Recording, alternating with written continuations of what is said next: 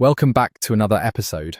Today we're diving into the topic of continuous quality improvement, or CQI, in healthcare systems. It's a concept that's been evolving, but there's still a lot to unpack about its impact, challenges, and the tools it uses. So let's kick things off. Why has CQI become such a hot topic in healthcare lately? Yeah, it's definitely getting more attention. The push for CQI came from the need to improve healthcare delivery in a way that's not just about checking off boxes, but continuously evolving. Essentially, CQI is all about creating a culture where quality improvement happens all the time. It's not just a one-time fix. It's about teamwork, feedback, and data-driven changes. Right, and that brings us to how CQI works, especially with models like the Plan, Do, Study, Check Act cycle, or PDSA. It's almost like a structured loop where you constantly evaluate and adjust processes.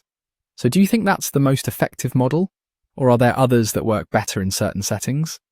I think PDSA is super common because it's straightforward and adaptable, but there are others like the Focus PDCA model or even Lean Six Sigma that are more detailed, especially when dealing with complex systems. For instance, Lean focuses on cutting waste and improving efficiency, while Six Sigma zeroes in on reducing errors. Different settings may need different approaches depending on what they're trying to achieve. It's interesting how these models all have slightly different focuses, but ultimately aim for the same thing: better patient care and outcomes.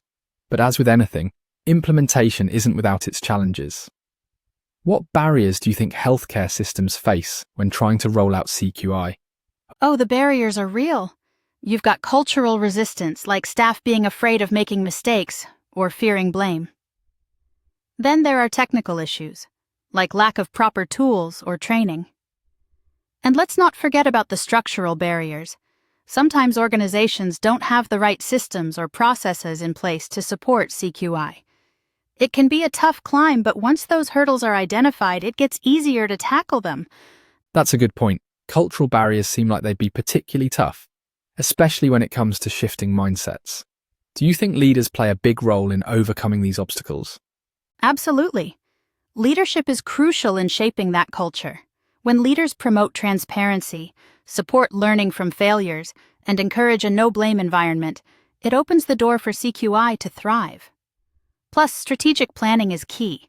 Without clear goals or a roadmap, CQI efforts can easily lose direction. Right, leadership and strategic vision can make or break it.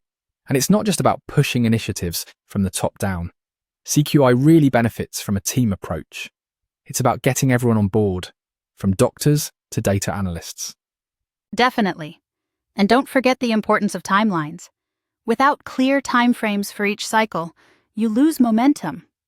Some implementations can take months, even years, to show results. So having regular checkpoints is crucial to keep everyone engaged and motivated. True. The timeline keeps everyone accountable. Now, in terms of impact, CQI isn't just about fixing problems. It also improves structures like leadership, workforce development, and technology use, right? Exactly.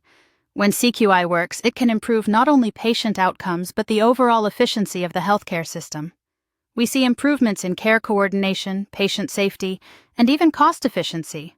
But there's always room for more research, especially on how CQI can be fine-tuned to work better in different healthcare contexts. Sounds like CQI is a powerful tool for healthcare reform, but it needs to be executed thoughtfully. Before we wrap up, any thoughts on where the future of CQI in healthcare might be headed? Well, I think we'll see more integration of technology in CQI, especially in data collection and real-time feedback. As healthcare systems evolve, I think CQI will become more automated, data-driven, and even more collaborative across different sectors. Agreed. Technology could really accelerate the process.